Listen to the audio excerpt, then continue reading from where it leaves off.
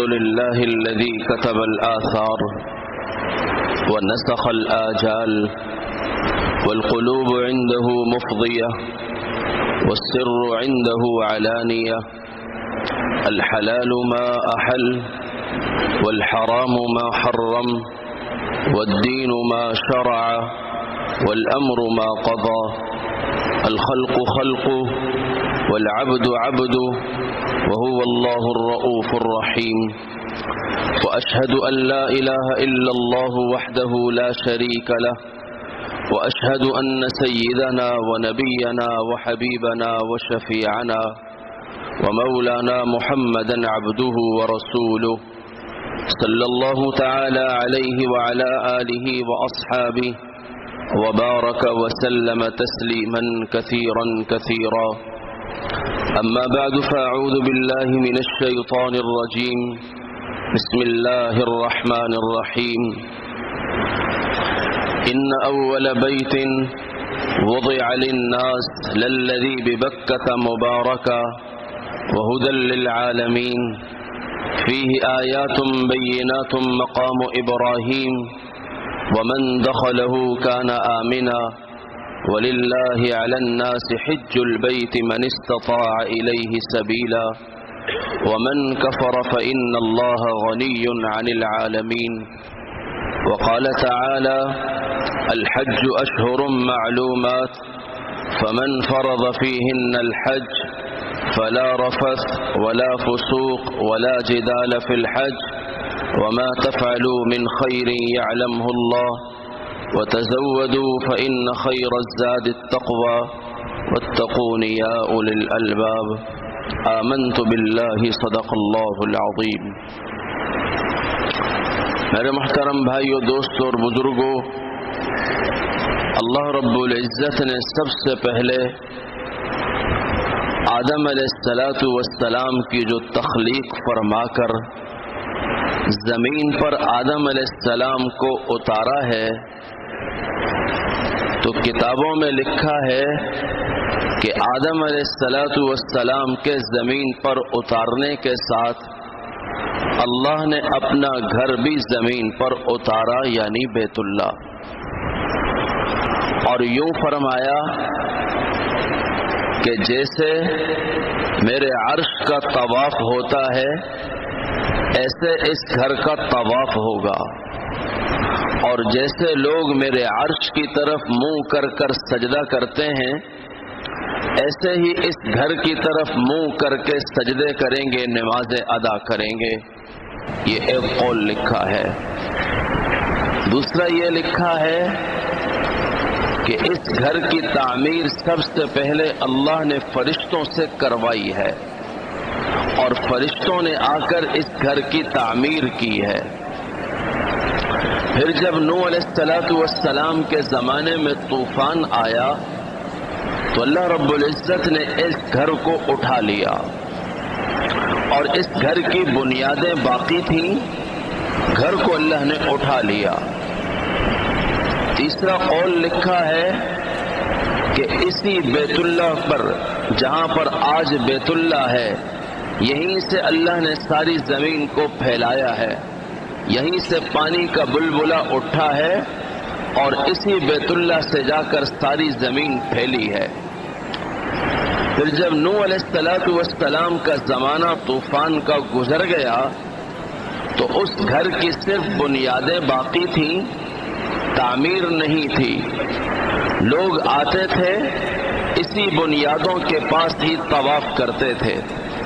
پھر اللہ نے ابراہیم علیہ السلام کو جب بھیجا تو ابراہیم علیہ السلام اور اسماعیل علیہ السلام ان دونوں نے مل کر اس گھر کی تعمیر کی ہے اور اس گھر کو بنایا ہے۔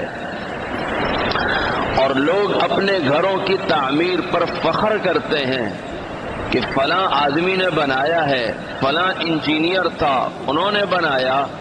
اللہ کے گھر کو بنانے کے لیے اللہ نے انبیاء کا انتخاب کیا، اور جد امجد ابراہیم علیہ السلام کا انتخاب کیا، اور ان کے ساتھ ان کے لخت جگر اسماعیل علیہ السلام کا انتخاب کیا، وَإِذْ يَرْفَعُ إِبْرَاهِيمُ الْقَوَاعِدَ مِنَ الْبَيْتِ وَإِسْمَاعِيلُ، قرآن میں اس کو ذکر کیا۔ اس گھر کی تعمیر کے اندر کام کرنے والے مزدور دونوں ہی نبی ہیں، اور پھر ایک وہ ہیں جن سے ہمارے نبی کا سلسلہ چلا ہے، یعنی ابراہیم علیہ السلام، اسماعیل علیہ السلام، اور اسماعیل علیہ السلام کے خاندان میں دو جہاں کے سردار اللہ کے نبی۔ تو اس گھر کی بنیاد تعمیر اللہ نے ان دو انبیاء سے لیا ہے۔ پھر جب یہ گھر مکمل ہو گیا، اس کے بعد اللہ نے ابراہیم علیہ السلام سے فرمایا وَأَذِّن فِي النَّاسِ بِالْحَجِّ، اب آپ لوگوں میں حج کا اعلان کریں، یأتوک رجالا، تاکہ لوگ پیدل بھی آئیں اور اپنی سواریوں پر بھی آئیں اور اس گھر سے منافع حاصل کریں۔ فضائل حج میں لکھا ہے کہ آدم علیہ السلام کو اللہ نے ہندوستان میں اتارا اور اماں حوا کو جدہ میں اتارا، اور آدم علیہ السلام جو آدم کی چوٹی اب سری لنکا میں ہے، یہ پہلے ہندوستان میں تھی۔ آدم علیہ السلام سب سے پہلے ہیں جنہوں نے پیدل حج کیا ہے اور ہندوستان سے چلے ہیں۔ ایک روایت، ایک قول لکھا ہے آدم علیہ السلام نے پیدل 1000 حج کیے ہیں۔ دوسرا قول لکھا ہے کہ آدم علیہ السلام نے 40 حج پیدل کیے ہیں۔ اب اللہ کے نبی علیہ السلام کا ارشاد ہے، جو آدمی سواریوں پر سوار ہو کر حج کے لیے آتا ہے، فرشتے ان سے مصافحہ کرتے ہیں، اور جو آدمی پیدل آتا ہے، فرشتے ان کو معانقہ گلے لگاتے ہیں۔ سواریوں پر آئے فرشتے مصافحہ کرتے ہیں، پیدل آئے تو فرشتے معانقہ کرتے، گلے لگاتے ہیں۔ اس لیے آدم علیہ السلام نے پہلا حج ہندوستان سے سفر کیا ہے۔ ایک قول 40 حج کیے ہیں، دوسرا قول 1000 حج کیے ہیں۔ تو ابراہیم علیہ السلام کو حکم دیا وَأَذِّن فِي النَّاسِ بِالْحَجِّ، اب آپ لوگوں میں حج کا اعلان کریں اور لوگوں کو اس گھر کی طرف بلائیں۔ اور اللہ نے قرآن میں ایک لفظ کہا وَلِلَّهِ عَلَى النَّاسِ، اور لوگوں پر ہے اللہ کے لیے حج البیت، اس گھر کا ارادہ کریں۔ یہاں اللہ نے مسلمان کا لفظ نہیں کہا، علی الناس کا لفظ کہا کہ اللہ نے وہ گھر ایسا بنایا ہے جو بھی اس گھر کو دیکھتا ہے ششدر رہ جاتا ہے، حیران ہو جاتا ہے کیا اللہ نے اس گھر کو بنایا، کیا اس گھر میں جاذبیت ہے، کیا مقناطیسیت ہے کہ وہ انسان کے دلوں کو اپنی طرف کھینچتا ہے، اور ہدایت رکھی اللہ نے اس گھر میں، جو بھی دیکھتا ہے وہ اسلام کی طرف پلٹ جاتا ہے، جو بھی دیکھتا ہے گناہوں سے توبہ کر جاتا ہے۔ اس لیے ابراہیم علیہ السلام کو حکم دیا آپ اعلان کریں لوگوں میں حج کا۔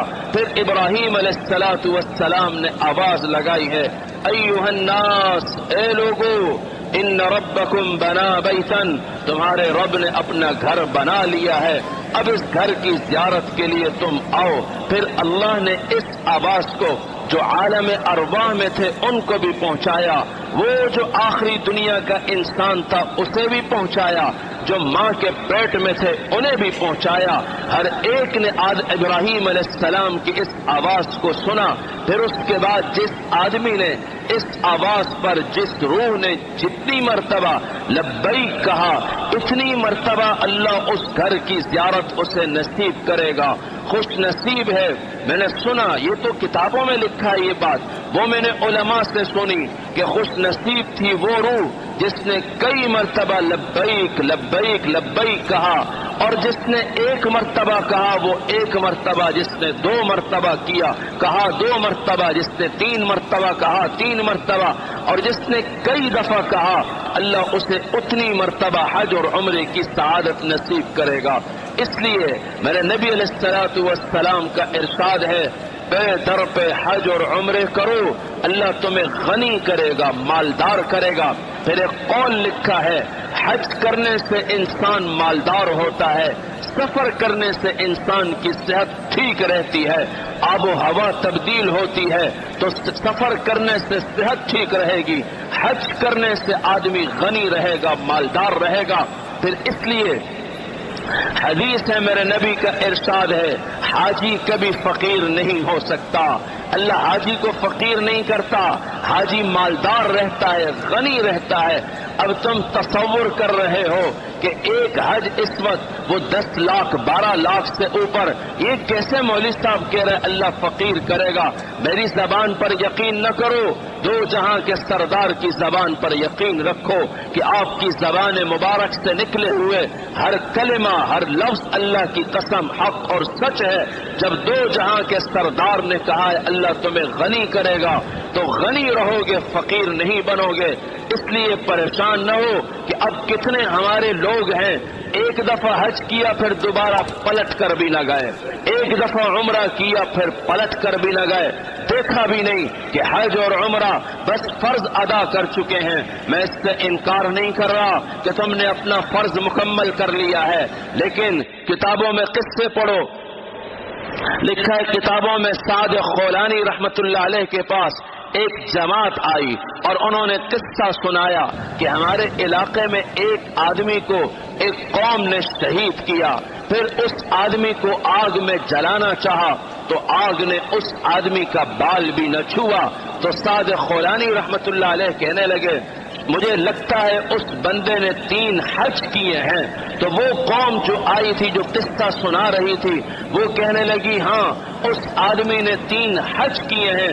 تو سعد خولانی رحمت اللہ علیہ کہنے لگے مجھے یہ بات پہنچی ہے جس نے 1 حج کیا اس نے فرض ادا کیا، جس نے دوسرا حج کیا اس نے اللہ کو قرض دیا، جس نے تیسرا حج کیا اس کے اوپر اس کے بدن کی کھال نہیں کا بال پر جہنم کی آگ، تو آگ دھواں بھی حرام ہے۔ اسی لیے اس آدمی کو آگ نے نہیں چھوا کہ وہ 3 حج کر چکا ہے، 3 حج۔ اس لیے اللہ بار بار قرآن میں اس امت کو سمجھاتا ہے ان اول بیت وضع للناس للذی ببکۃ مبارکا، سب سے پہلا گھر جو اللہ نے انسانوں کے لیے بنایا ہے وہ مکہ ہے۔ مکہ کو بکہ بھی کہتے ہیں، مکہ بھی کہتے ہیں، دونوں لفظ ہیں قرآن میں، بکہ بھی ہے مکہ بھی ہے۔ مبارکن اللہ کہہ رہے ہیں یہ برکت والی جگہ ہے، ھدی للعالمین، انسان نہیں کہا، مسلمان نہیں کہا، ھدی للعالمین، سارے جہاں کے لیے اس میں اللہ نے ہدایت رکھی ہے۔ اس بیت اللہ میں جو نگاہ اٹھاتا ہے تو ٹپ ٹپ آنکھوں سے آنسو کے قطرے گر جاتے ہیں کہ گناہوں کی طرف سے توبہ کرتا ہے، معافی مانگتا ہے۔ اللہ نے اس گھر کو بنایا ایسا ہے۔ اس لیے بھائیو اللہ کی طرف چلو، حج کرو، عمرے کرو تاکہ تمہارے گناہ معاف ہو جائیں۔ پھر 1 حج کیا، 1 حج اس وقت گورنمنٹ کا مجھے پتہ نہیں کتنا ہے، 10:30 11 12 ہوگا، اتنا ہی ہوگا، پرائیویٹ تو کافی اوپر ہیں۔ 1 حج 1 روپیہ خرچ کیا حج میں، 1 روپیہ، شیخ الحدیث صاحب رحمت اللہ علیہ نے لکھا ہے یہ ایسا ہے جیسے اللہ کے راستے میں جہاد میں پیسہ خرچ کر رہا ہے، اپنی ذات پر لگا رہا ہے، ایسا ہے جیسے اللہ کے راستے میں جہاد میں خرچ کر رہا ہے۔ دوسرا لکھا روایت جس نے 1 روپیہ حج یا عمرے میں لگایا 700 اجر اللہ 1 پر دے گا، ب700 700 گنا اللہ بڑھا کر دے گا۔ جو اللہ نے قرآن میں کہا ہے مثل الذین ينفقون اموالهم في سبيل الله كمثل حبة انبتت 7 سنابل في كل سنبلة 100 حبة والله يضاعف لمن يشاء۔ 1 روپے پر 700 روپے سے زیادہ اجر دے گا، وہ کتنا دے گا اللہ جانتا ہے۔ یہ 2 قول۔ تیسرا قول لکھا ہے کہ 1 روپے پر 4 کروڑ روپیہ خرچ کرنے کا اللہ اجر دے گا۔ 1 روپے پر 4 کروڑ روپے خرچ کرنے کا اللہ اجر دے گا۔ اب آپ اللہ کے خزانے میں وہ جمع کر رہے ہو جو تم تصور بھی نہیں کر سکتے۔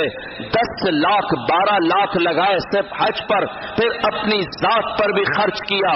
1 روپیہ 4 کروڑ سے تم ملٹیپل ضرب دے دینا اور کیلکولیشن کر لینا، ہوش تمہارے ٹھکانے آ جائیں کہ اللہ تمہیں کتنا دے رہا ہے، تم اس کے مہمان بن کر جا رہے ہو، تم اس کے گھر کی زیارت کے لیے جا رہے ہو، تم لبیک کا ترانہ پڑھتے ہو۔ میرے نبی نے ارشاد فرمایا جب تو احرام باندھتا ہے اور لبیک کا ترانہ پڑھتا ہے، تیرے دائیں بھی تیرے بائیں بھی، پتھر بھی پہاڑ بھی درخت بھی، ہر اونچی نیچی جگہ تیری اس لبیک کی گواہی دیں گے، وہ بھی تیرے ساتھ پڑھتے ہیں۔ پھر ایک قول لکھا ہے جب موسیٰ علیہ السلام حج کے لیے آئے اور لبیک کا لفظ کہا، لبیک اللہم لبیک، ان کی ہر لبیک پر اللہ جواب دیتا تھا، لبیک یا موسیٰ، لبیک یا موسیٰ، لبیک یا موسیٰ، اے موسیٰ تو مجھے پکارتا ہے، میں بھی حاضر ہوں، میں بھی حاضر ہوں، میں بھی حاضر ہوں۔ یہ ہے میرے نبی علیہ السلام تشریف فرما تھے، 2 آدمی آئے، کچھ ان کے سوالات تھے، میرے نبی نے ارشاد فرمایا تمہارے سوالات کرنے سے پہلے میں خود بتا دوں یا تم بتاؤ گے تم مجھ سے کیا پوچھنے آئے ہو؟ کہنے لگے جی اللہ کے نبی آپ ہی بتا دیں۔ آپ نے فرمایا تم یہ پوچھنے کے لیے آئے ہو جب آدمی حج کا ارادہ کر کے گھر سے نکلتا ہے تو اس کو کیا اجر ملتا ہے؟ لبیک پڑھتا ہے تو کیا اجر ملتا ہے؟ یہ طواف کرتا ہے اسے کیا اجر ملتا ہے؟ سعی کرتا ہے اسے کیا اجر ملتا ہے؟ طواف زیارت پر کہنے لگے اللہ کے نبی اللہ کی قسم حق اور سچ یہی باتیں ہمارے ذہنوں میں تھی۔ پھر آپ نے ان کو جواب دینا شروع کیا کہ جب یہ لبیک اللہم لبیک پڑھتا ہے، شجر و حجر پہاڑ درخت اس کے ساتھ تلبیہ پڑھتے ہیں، قیامت کے دن گواہی دیں گے یہ حج کے ارادے سے نکلتا ہے، ایک قدم اٹھاتا ہے ایک نیکی ایک گناہ معاف۔ پھر حرم میں یہ آیا طواف کیا، حرم کی ایک نیکی 1,00,000 کے برابر ثواب اللہ دیتا ہے۔ ہر قدم 1,00,000 سے ضرب کرتا چلا جا، ہر نیکی 1,00,000 سے تو کرتا چلا جا۔ پھر کہ جب یہ طواف کر کے فارغ ہوتا ہے 2 رکعت یہ طواف کے واجب ادا کرتا ہے، اس کو ایک غلام آزاد کرنے کا ثواب ملتا ہے۔ پھر یہ صفا مروہ میں سعی کے لیے دوڑتا ہے، 70 غلاموں کے آزاد کرنے کا ثواب اللہ اس کو عطا فرماتا ہے۔ پھر آپ نے فرمایا جب یہ آتا ہے عرفات کی وادی میں کھڑا ہوتا ہے اس دن اللہ کی رحمت پہلے آسمان پر ہے، اور آپ نے یوں فرمایا کہ عرفات کے دن سے زیادہ کسی اور دن اللہ اتنے انسانوں کی بخشش اور مغفرت نہیں کرتا جتنا عرفات کے دن اللہ بخشش کرتا ہے مغفرت کرتا ہے۔ پھر اس دن اللہ کی رحمت ہے پہلے آسمان پر اور اللہ اپنے بندوں پر فخر کرتا ہے، فرشتوں سے کہتا ہے دیکھو یہ میرے بندے بڑا گندا بال مٹی میں اٹے ہوئے میرے سامنے آئے ہیں اور اس امید پر ہیں کہ اللہ معاف کرے گا۔ پھر اللہ یوں فرماتے ہیں میری عزت کی قسم میرے جلال کی قسم آج اگر تم ریت کے ذروں کے برابر گناہ لے کر آؤ اور بارش کے قطروں کے برابر لے کر آؤ اور درخت کے پتوں کے برابر لے کر آؤ، میری عزت کی قسم سب کو معاف کر دوں گا۔ اس دن اللہ فخر کرتا ہے۔ پھر میرے نبی نے یوں بھی فرمایا جب آپ خود عرفات کی وادی میں کھڑے تھے تو آپ نے فرمایا آج اللہ ان سب پر فخر کر رہا ہے۔ پھر آپ نے فرمایا عمر پر فخر خاص کر رہا ہے، فخر خاص عمر پر کر رہا ہے۔ تو عرفات کی وادی پھر آپ نے فرمایا جب یہ طواف زیارت کے لیے آتے ہیں، یہ تیسرا فرض ہے جو انسان ادا کرتا ہے طواف زیارت، تو آپ نے فرمایا جب یہ طواف زیارت کرتا ہے تو ایک فرشتہ اس کے کندھے مونڈے لکھے ہیں لفظ مونڈے، اور اس کے درمیان آ کر اس کے ہاتھ کو کندھے کو یوں مار کر کہتا ہے جا اثر نو عمل کر، تیرے پچھلے سارے ہی اللہ نے معاف کر دیے ہیں، جا اثر نو عمل کر، اللہ نے تیرے پچھلے سارے معاف کر دیے ہیں۔ تو سب ہی معاف ہو گئے۔ پھر حاجی بن گیا۔ یہ میں چند چیزیں جو اللہ اس وقت ذہن میں ڈال رہا ہے اور وہ میں سنا رہا ہوں۔ حاجی ہے من حج للہ، اللہ کے لیے حج کیا، پھر اس کو اللہ اجر بھی تو دے گا۔ کیا اجر دے گا؟ پہلی چیز جو حدیث میں ہے عمرہ کرنے والے، حج کرنے والے اللہ کے مہمان ہیں، تم اللہ کے مہمان بنتے ہو۔ پھر ایک قول راوی جو حدیث کو نقل کرنے والے صحابی ہیں کہ حاجی کو اللہ 400 گھرانوں کی شفاعت دے گا، 400 گھرانوں کی۔ اور آگے کہا یا پھر مجھے شک ہے میرے نبی نے یوں فرمایا اپنے خاندان کے 400 آدمیوں کی شفاعت کرے گا۔ ایک حاجی 400 آدمیوں کی شفاعت کرے گا۔ پھر میرے نبی نے ان کو دعا دی ہے اللہم اغفر للحاج، یہ دو جہاں کے سردار کی دعا ہے، اللہ حاجی کی مغفرت فرما۔ کیا خیال ہے، ہو گئی یا نہیں؟ یہ دو صف والوں نے یوں کیا، باقی پیچھے والے سمم بکمن عمیون، نہ سن رہے ہیں، نہ دیکھ رہے ہیں، نہ بول رہے ہیں۔ میرے نبی نے دعا دی ہے اللہم اغفر للحاج، اے اللہ حاجی کی مغفرت فرما۔ ہو گئی نہیں؟ پکی بات ہے۔ بس جو عرفات میں کھڑا ہو گیا وہ یقین رکھے کہ اللہ نے معاف کر دیا، اکثر نو سارے گناہ بخش دیے گئے، جاؤ سب معاف ہو گئے۔ یہ ایک میرے نبی کی دعا ہے اللہم اغفر للحاج، اے اللہ حاجی کی مغفرت فرما۔ دو جہاں کے سردار کی دعا ہے۔ اگلا جملہ وَلِمَنِ اسْتَغْفَرَ لَهُ الْحَاجِ، اور جس کے لیے حاجی مغفرت کی دعا کرے اللہ اسے بھی معاف فرما۔ کیا نصیبہ ہے اس کا کہ یہ اپنے لیے مانگ رہا ہے، سارے انسانوں کے لیے، دوست احباب عزیز اقارب ان سب کی بھی معافی ہو گئی، جاؤ تمہیں بھی بخش دیا گیا۔ یہ حاجی ہے، ایک چھوٹا آدمی نہیں ہے، یہ اللہ کا مہمان بن کر جا رہا ہے۔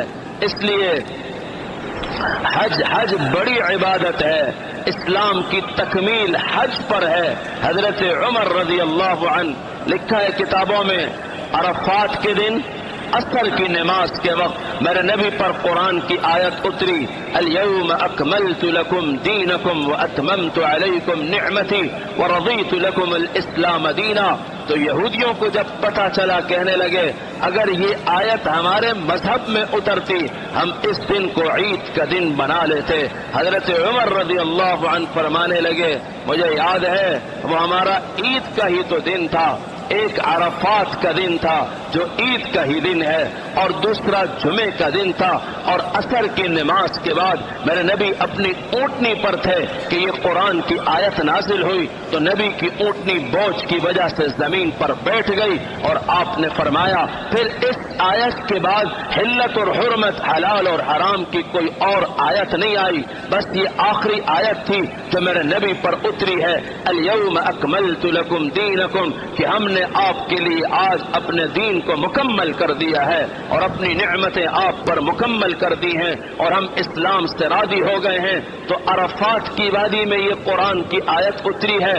اب آپ تصور کرو آپ اس وادی میں جا کر کھڑے ہو گئے جس وادی میں ہر نبی نے قدم رکھا، دو جہاں کے سردار یہاں آئے اور اس ریت کے ذروں میں دو جہاں کے سردار کے آنسو ہیں اور عرفات کی وادی میں نبی کی دعائیں ہیں، نبی کا رونا ہے، تو اس وادی میں آ کر کھڑا ہو گیا تو تجھے اللہ معاف نہیں کرے گا؟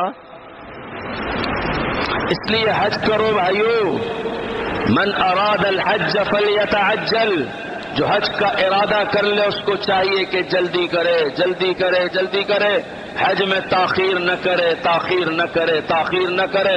ہمارے یہاں اب یہ ذہن بن گیا ہے بڑھاپے میں ہی آ کر حج کریں گے، بڑھاپے میں ہی آ کر حج کریں گے۔ اللہ نے بچے کو مال وسعت دے دیا، تم جاؤ، تم پر تو فرض ہے۔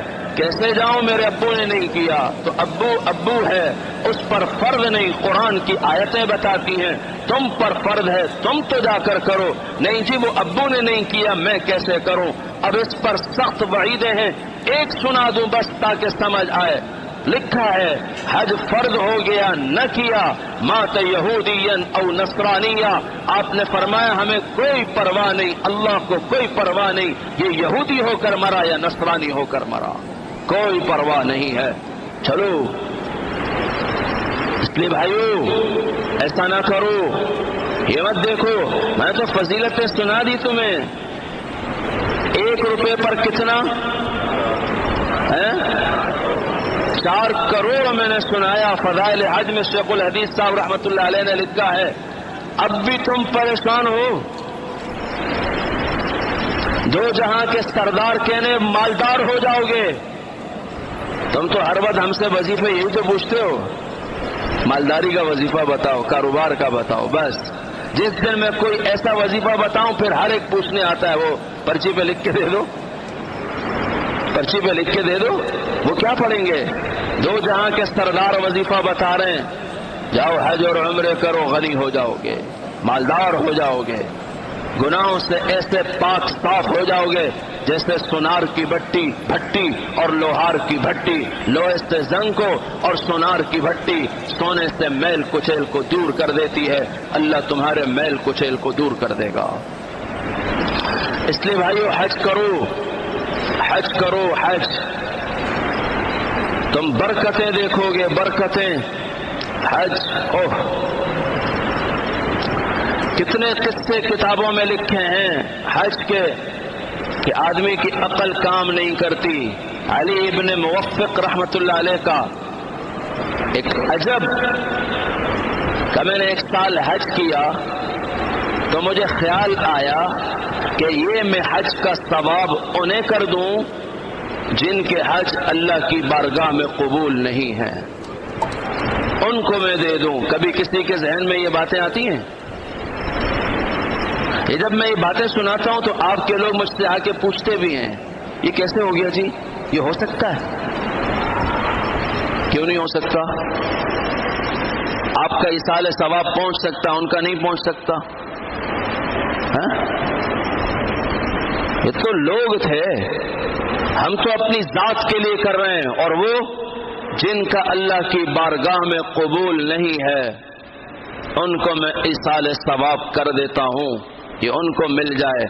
میرے نبی سے آ کر پوچھا گیا تھا، سوالات تھے آپ سے کہ میرے والد کو اس حال میں حج نے پایا ہے کہ وہ چل نہیں سکتے، اٹھ نہیں سکتے، سواری پر بیٹھ نہیں سکتے، اللہ کے نبی میں ان کی طرف سے حج کروں تو مجھے اجر ملے گا؟ آپ نے فرمایا سمجھانے کے لیے مثال، اگر تیرے والد پر قرضہ ہوتا تو ادا کرتا؟ کہ یا رسول اللہ ادا کرتا، کہ اسی طرح حج بھی ادا کر۔ کیسے سمجھایا؟ ایک جملے میں حکیم ذات نے سمجھایا، ایک جملے میں۔ قرضہ ذمہ ہوتا ادا کرتا؟ جی اللہ کے نبی حج ادا کر، جا حج ادا کر، سمجھا دیا۔ اگر آ جائے تو حج بدل جاؤ ادا کرو، سب کو اجر ملے گا۔ تو علی ابن موفق رحمت اللہ علیہ نے اس حج کا ثواب انہیں پہنچایا کہ جن کا حج قبول نہیں تھا۔ رات کو سوئے تو آواز آئی، علی سخیوں کا سخی تو میں ہوں، مجھ سے زیادہ سخی بنتا ہے، سخی تو میں ذات ہوں، تو نے ان کو ایصال ثواب کر دیا جن کا حج قبول نہ ہوا۔ ارے علی، جو یہاں آئے تھے جن کا قبول تھا میں نے اس پر رکھ کر سب کا قبول کیا ہے، پھر انہوں نے جن کی مغفرت کی دعائیں کی تھی میں نے ان سب کو بھی معاف کر دیا ہے۔ علی مجھ سے زیادہ سخی بنتا ہے۔ ہاں، ایسے لوگ آتے ہیں جو اللہ کی بارگاہ میں بڑے ہیں، جب وہ قدم رکھتے ہیں تو ان کی دعائیں ہوتی ہیں، ان پر رکھ کر اللہ سب کا قبول کر دیتا ہے، سب کو معاف کر دیتا ہے۔ اس لیے آپ نے فرمایا جس نے اللہ کے لیے حج کیا فلم یرفث، زبان سے کوئی بےہودہ بات نہیں کی۔ حج ہوتا ہے زبان چل رہی ہے، احرام کی حالت میں ہے، سب کچھ بول رہے ہیں، میرے نبی پہلے جملے میں سمجھا رہے ہیں فلم یرفث، کوئی بےہودہ بات نہ کی، ولم یفسق، اللہ کی نافرمانی نہیں کی، نبی کی نافرمانی نہ کی، یہ 2 سمجھایا۔ فسق کا ترجمہ یہ ہے، ولا جدال، فسق میں جھگڑا بھی آتا ہے لیکن آگے پھر اللہ نے کہا ولا جدال، اور جھگڑا نہ کیا، خاص لفظ لائے کہ حج میں جھگڑا بہت ہوتا ہے، تھوڑی تھوڑی باتوں میں حاجی تیز میں آتا ہے، غصہ کرتا ہے، نہیں، حج صبر کا نام ہے۔ اس لیے 3 چیزیں کہیں، من حج للہ اللہ کے لیے حج کیا، ٹائٹل کے لیے نہیں۔ ایک صاحب ملے، کیوں آئے ہو؟ تاکہ میرے نام کے آگے حاجی لگ جائے، بس یہ اس کا جملہ تھا، یہ جملہ تھا اس کا، میرے نام کے آگے حاجی لگ جائے، لوگ مجھے حاجی کے لفظ سے پکاریں۔ من حج للہ، اللہ کے لیے حج کر، ولم یرفث، کوئی بےہودہ بات نہ کی، ولم یفسق، اور حج کے دنوں میں اللہ کی نافرمانی، نبی کی نافرمانی نہ کی، ولا جدال، لڑائی جھگڑا نہ کیا۔ آپ نے فرمایا رجع کیوم ولدتہ امہ، ایسے لوٹ کر آتا ہے جیسے ابھی اس کی ماں نے اس کو جنا ہو اور اس پر ایک گناہ بھی باقی نہ رہا ہو، ایک گناہ بھی باقی نہ رہا ہو۔ حج اس کو سیکھو، سیکھ کر جاؤ۔ اور ہمارے لوگ حج سیکھتے نہیں ہیں، حج پر جاتے ہیں سیکھتے نہیں ہیں، نشستیں نہیں لیتے، پھر وہاں آ کر پریشان ہو جاتے ہیں۔ اب کیا کریں؟ اب آئندہ جو میں ارادہ ہے مدینہ طیبہ کو عرض کروں گا، مجھے یاد ہے ریاض الجنہ کا ہم انتظار کر رہے تھے، پردے لگے ہوئے تھے کہ یہ پردے ہٹائیں اور ہم ریاض الجنہ میں داخل ہو جائیں، یہ کووڈ سے پہلے کی بات کر رہا ہوں۔ تو دو نوجوان کھڑے تھے اور میں پردے کے ساتھ انتظار کر رہا تھا کھلے اور اندر جاؤں ریاض الجنہ میں، کچھ موقع مل جائے نفل پڑھنے۔ تو وہ میرے ساتھ تھے، مجھے کہنے لگے پاکستانیوں میں نے کہا جی اللہ کا شکر ہے، کہ اچھا یہ بتاؤ ہم آپ سے ایک بات پوچھنا چاہتے ہیں۔ میں نے کہا جی کہو، یہاں تو بات نہیں کرنی چاہیے، جو کوئی تمہاری کام کی بات ہے تو میں جواب دے دوں گا۔ کہ یہ جو یہاں ستون ہمیں پتا ہے کہ یہاں ستون ہیں، وہ ستون کون کون سے ہیں، کیا وہاں کرنا ہے، ہمیں یہ بتا دو۔ ہم پڑھے لکھے ہیں لیکن ہماری کتابوں میں کسی جگہ مسجد نبوی کے ستونوں کا تذکرہ نہیں ہے۔ ہے تمہارے اسکول کالج کی کتاب میں کہیں ہے؟ استوانہ عائشہ، استوانہ توبہ، استوانہ حرص، استوانہ وفود اور استوانہ تہجد کہیں تمہاری کتابوں میں ہے؟ مجھے کہنے لگے کاش کہ ہم نے یہ پڑھا ہوتا تو آج نبی کی مسجد میں آ کر حیران و پریشان نہ ہوتے کہ ہمیں پتہ ہی نہیں ہے وہ ستون کدھر ہیں اور ہیں کس چیز کے لیے اور ہم نے کرنا کیا ہے۔ تو میں نے کہا اچھا ادھر کھڑے ہو جاؤ میرے ساتھ، میں جلدی جلدی اشاروں میں تمہیں سارے بتا دیتا ہوں، یہ ستون، یہ ستون، یہ ستون، یہاں یہ ہوا مختصراً تاکہ وہ کھلے۔ اور اس سے پہلے تو وہ مجھے کہنے لگے ہم آپ کا یہ احسان ساری زندگی نہیں بھولیں گے۔ بھائیو حج پہ جا رہے تو سیکھ کے تو جاؤ، ان کا لبیک بھی صحیح نہیں ہوتا، یہ لبیک بھی صحیح نہیں پڑھ سکتے، کوئی لبیک پڑھتا ہے کوئی کیا پڑھتا ہے، اللہ ہی جانتا ہے۔ یہاں سے جا رہا ہے کپڑوں کی تیاری کر رہا ہے، بیگ کی تلاش میں ہے اور جوتوں کی تلاش میں ہے، حج سیکھ کر نہیں گیا، اسے طواف کا طریقہ بھی نہ آیا کہ طواف میرے نبی نے فرمایا نماز کی طرح ہے، نماز میں بات نہیں کرتے، آپ نے فرمایا طواف میں خیر کی بات کر، اس کے علاوہ کوئی بات نہ کر۔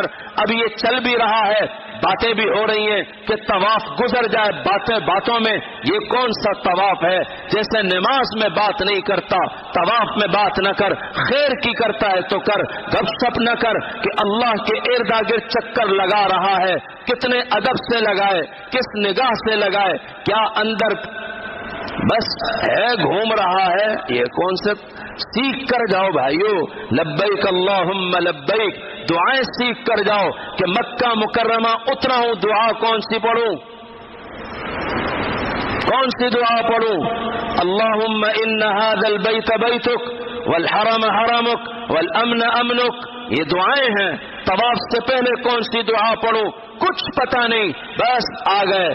اس لیے بھائیو مؤدبانہ عرض ہے، جو حج پر جانے والے حجاج ہیں اللہ تمہارا جانا مبارک کرے، لیکن جانے سے پہلے سیکھ کر جاؤ تاکہ تمہیں حج کا عمرے کا پتہ ہو۔ کرو گے انشاءاللہ، اللہ مجھے بھی نصیب فرمائے، اللہ آپ کو بھی نصیب فرمائے۔